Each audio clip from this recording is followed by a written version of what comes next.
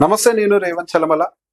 So ఆస్తి సంపాదించడం ఒకటే కాదు, అది తర్వాత తరానికి అందించడం అనేది ఒక సహజంగా జరిగేటువంటి మన లైఫ్ లో ఒక ఇంప్లిమెంటేషన్. సో ఈ లీగల్ హైర్, ఈ సక్సెషన్, అసలు వీటన్నిటికి సంబంధించినటువంటి ప్రక్రియ ఏంటి, అసలు వాటి యాక్చువల్ డెఫినేషన్స్ ఏంటి, వీటన్నిటి గురించి కూడా మనం డీటెయిల్ గా తెలుసుకునే ప్రయత్నం చేద్దాం. సో ఈ డిస్కషన్ లో పార్టిసిపేట్ చేయడానికి మన దగ్గరికి శివ గణేష్ గారు వచ్చారు, అడ్వకేట్. సో నమస్తే అండి. హలో. యా. సో ఇప్పుడు మాకు మ్యూచువల్ ఫండ్స్ అయి ఉండొచ్చు, లేకపోతే assets, it could be anything, it could be gold, it could be fixed deposits, it could be real estate properties, ఇవేమైనా కానివ్వండి. సో బేసిక్ గా ఈ అసెట్స్ అనేవి కొన్న తర్వాత సహజంగా నెక్స్ట్ తరానికి పోవటం ఇట్లాంటివన్నీ జరుగుతూ ఉంటాయి. సో ఇక్కడ మనకి ఈ లీగల్ హైర్ అండ్ సక్సెషన్, ఈ రెండు పదాలు మనకి ఫస్ట్ అంటే ఫాదర్ గారు ఎవరైనా చనిపోయిన తర్వాత ఫస్ట్ ఈ రెండు మాటలు మనకి చెవులో పడుతూ ఉంటాయి. అసలు ఈ రెండు పదాలకి మీనింగ్ ఏంటి, దాని గురించి ఫస్ట్ ఎక్స్ప్లెయిన్ చేయండి, నెక్స్ట్ క్వశ్చన్స్ అడుగుతాను. దీనికన్నా ముందు బేస్ గురించి చెప్తాను, ఫస్ట్ స్టార్ట్ ఎక్కడ అవుతుంది అని. జనరల్ గా లీగల్ ఎయిర్ అనే క్వశ్చన్ ఎప్పుడు వస్తుంది? Who are legal heirs?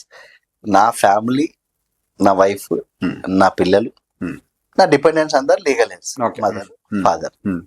So ఇందులో కూడా క్లాస్ 1, క్లాస్ 2, క్లాస్ 3 వేరియేషన్స్ ఉంటాయి. సో నేను పెళ్లి చేసుకోకుండా నా తమ్ముడికి పెళ్ళై పిల్లలు ఉంటే, నేను చనిపోతే క్లాస్ 2 లీగల్ ఎయిర్స్. ఏదైతే ఉందో వాళ్ళు లీగల్, ఎందుకంటే నా నెక్స్ట్ ఫ్యామిలీ, ఇమీడియట్ ఫ్యామిలీ వాళ్ళే, తమ్ముడు ఫ్యామిలీ, నా ఫ్యామిలీ లేదు కాబట్టి. సో ఇది ఒక సబ్జెక్ట్. జనరల్ గా లీగల్ ఎయిర్ ఇక్కడ మన స్టేట్ గురించి నేను మాట్లాడుకో, ఎందుకంటే ఒక్కొక్క స్టేట్ లో వాళ్ళకి ఒక్కొక్క వేలో ఉన్నాయి, బట్ జనరల్ గా ఇంతే ఉంటుంది. ఓకే.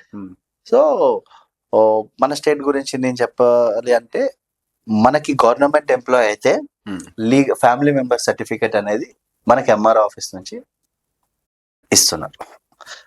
ఎంఆర్ఓ ఆఫీస్ లో నుంచి మనం family member certificate MRO issue చేస్తారు. ఎందుకు అంటే గవర్నమెంట్ ఎంప్లాయ్ గవర్నమెంట్ లో సర్వీస్ చేశారు కాబట్టి పలాన్ పర్సన్ ఉన్నాడు ఈ గవర్నమెంట్ లో, అంటే ఈ స్టేట్ లో ఉన్నారు అని ఒక అథెంటికేషన్ ఇస్తూ ఎంఆర్ఓ చేస్తారు. ఒక ఇండివిజువల్ బిజినెస్ మ్యాన్ అనుకో, గ్యారంటీ లేదు అతను ఎక్కడి నుంచి వచ్చాడు, ఎవరు, ఏంటి, ఈ స్టేట్ వాడా, పక్క స్టేట్ వాడా, ఏంటి అని ఎవరికి తెలియదు. అతనికి సంబంధించిన ఇన్ఫర్మేషన్ అనేది గవర్నమెంట్ దగ్గర చాలా మినిమం ఉంటుంది. సో అప్పుడు ఏం చేస్తుందంటే ఎంఆర్ఓ ఇష్యూ చేయదు ఫ్యామిలీ మెంబర్ సర్టిఫికేట్. అప్పుడు ఏం చేయాలి అంటే ఒక సివిల్ కేస్ ఫైల్ చేసుకోవాలి. ఓకే. సో లీగల్ ఎయిర్ అనేది కోర్టులో సేమ్ మనం సివిల్ సూట్స్ ఎలా చేసుకుంటామో సేమ్ అదే ప్రక్రియ. జడ్జి ముందుకు పోయి అప్లికేషన్, పిటిషన్ మూవ్ చేసుకొని నోటీస్ ఇచ్చేసి ఎంఆర్ఓకి చెప్తారు. ఆ నోటీస్ వస్తుంది, పేపర్ పబ్లికేషన్ ఇచ్చుకోవాలి. సో మన ప్లీడింగ్స్ చెప్పాలి. సో అన్ని చూసి జడ్జ్ లీగల్ ఎయిర్ సర్టిఫికేట్ అనేది ఇష్యూ చేస్తూ ఉంటారు. సో లీగల్ ఎయిర్ కి సక్సెషన్ కి డిఫరెన్స్ ఏంటంటే, మూవబుల్ ప్రాపర్టీస్ ఏవైతే ఉన్నాయో దానికి సక్సెషన్ సర్టిఫికేట్ వేసుకుంటాం. ఓకే. ఇమ్మూవబుల్ ప్రాపర్టీస్ ఏదైతే ఉందో దానికి legal air certificate. Okay. So property ఉన్నా లేకపోయినా లీగల్ ఎయిర్ సర్టిఫికేట్ వస్తుంది. ఓకే. కానీ ప్రాపర్టీని బైఫరికేషన్ చేసేటప్పుడు కొనే వాళ్ళు రేపొద్దున ఫర్దర్ కాంప్లికేషన్స్ లేకుండా ఉండటానికి లీగల్ ఎయిర్ సర్టిఫికేట్ అడుగుతాం. ఇప్పుడు లీగల్ ఎయిర్ సర్టిఫికేట్ అడుగుతూనే ఏమంటారు, ఈ ప్రాపర్టీ డీటెయిల్స్ ఆ సర్టిఫికేట్ లో మెన్షన్ చేసి ఉండాలి. మీ సో అండ్ సో ఫాదర్ చెందిన ప్రాపర్టీ ఉంది, తను చనిపోయాడు, మీరు లీగల్ ఎయిర్స్. ఈ సో అండ్ సో ప్రాపర్టీ కొన్న పర్సన్ కి మీరు so and so legal heirs. Okay. ఎప్పుడు ఈ నాన్ మూవబుల్ అసెట్స్ ఏవైతే ఉన్నాయో వాటికి లీగల్ ఎయిర్ వేసుకొని లీగల్ ఎయిర్ లో ఇవన్నీ మెన్షన్ చేసుకుంటాం, స్కెడ్యూల్ ఆఫ్ ద ప్రాపర్టీస్ అని. ఇందులో చిన్న డౌట్, ఇప్పుడు మీరు కోర్టు ప్రాసెస్ చెప్పారు, అంటే మనకు సక్సెస్ అదే లీగల్ హైర్ కావాలి.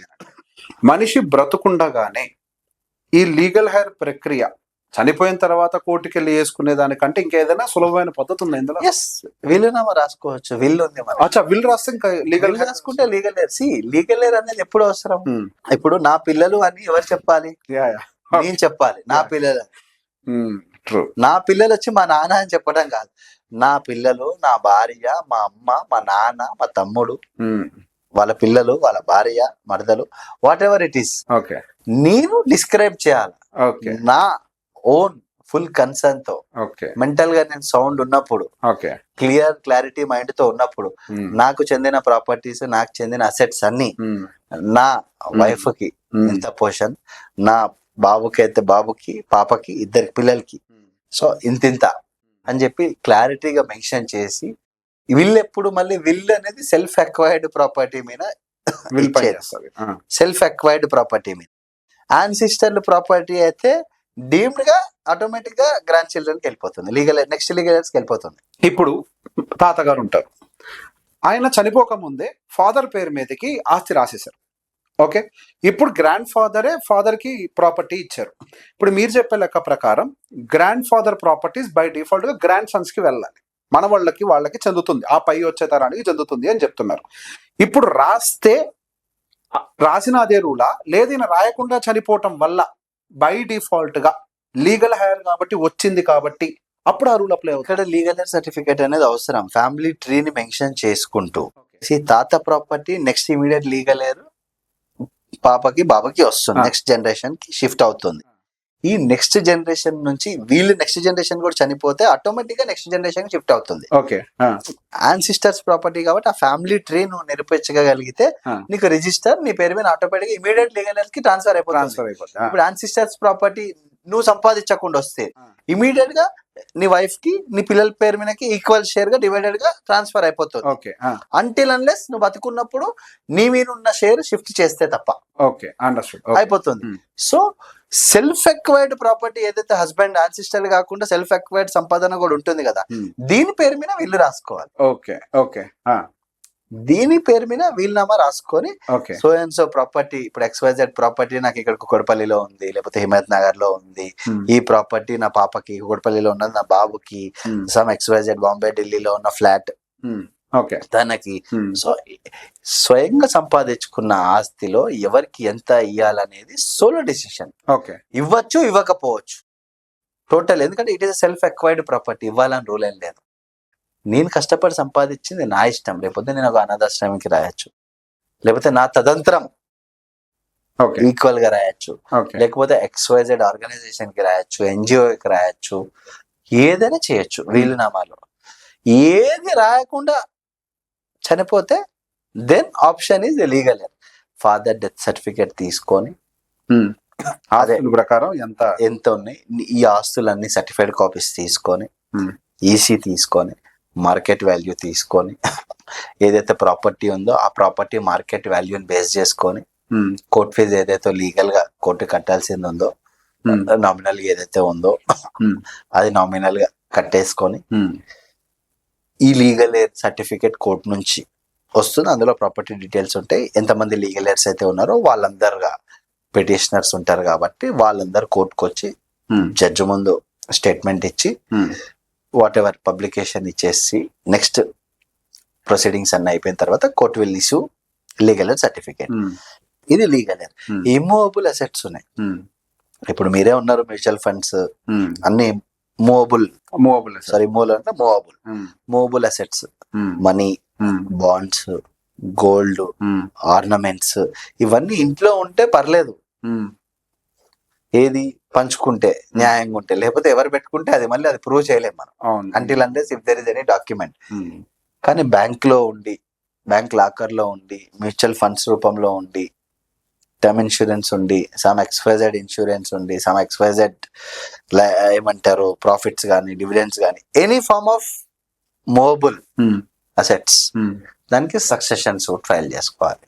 So any movable assets we need succession. And అది కన్సర్న్ అథారిటీ దగ్గర నుంచి ఆథరైజేషన్ తీసుకోవాలి, ఒక లెటర్ తీసుకోవాలి.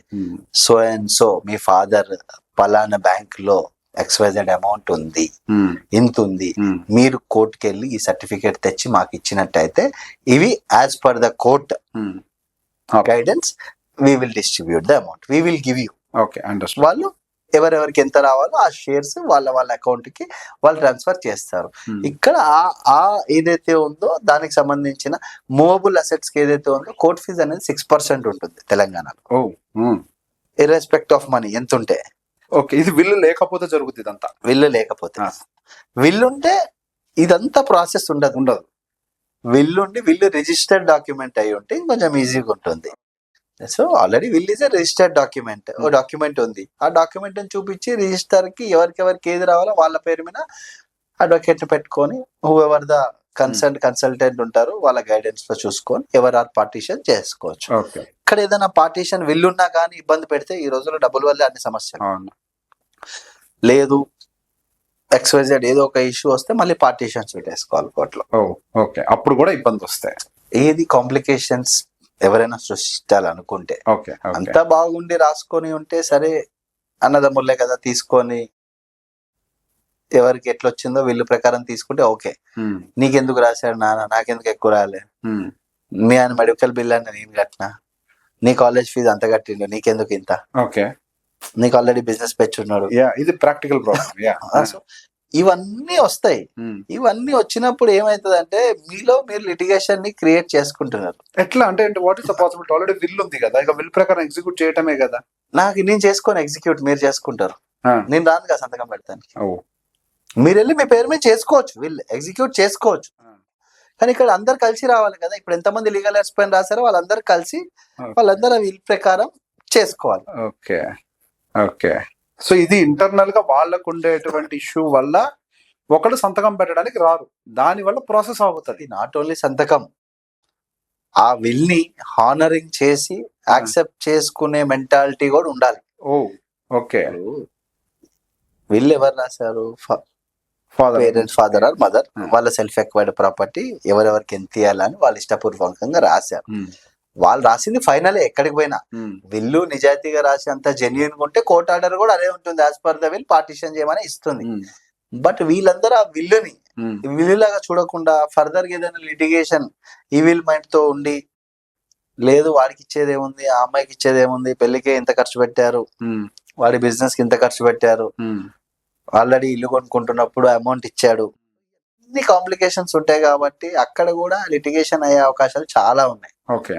అందుకే పార్టీషన్ సూట్స్ కూడా ఫైల్ అయితే ఆ పార్టీషన్ సూట్ లో ఈ విల్ అనేది ఏదైతే ఉందో దాన్ని రిప్రజెంట్ చేస్తే జడ్జి గారు అన్ని చూసుకొని ఫర్దర్ గా ట్రయల్ లో అన్ని చూసుకొని ఎవరి సైడ్ ఏముంది అంత క్లియర్ గా ఉంది, అంత క్లియర్ గా ఉంటే as per the will schedule ఏదైతే ఇచ్చారో దాన్ని పార్టీషన్ గా ప్రనౌన్స్ చేసేస్తారు. So execution as per will జరుగుతుంది అంతే. ఎండ్ ఆఫ్ ద కోర్ట్ కి వెళ్ళిన అంత జెన్యూన్ గా ఉంటే విల్.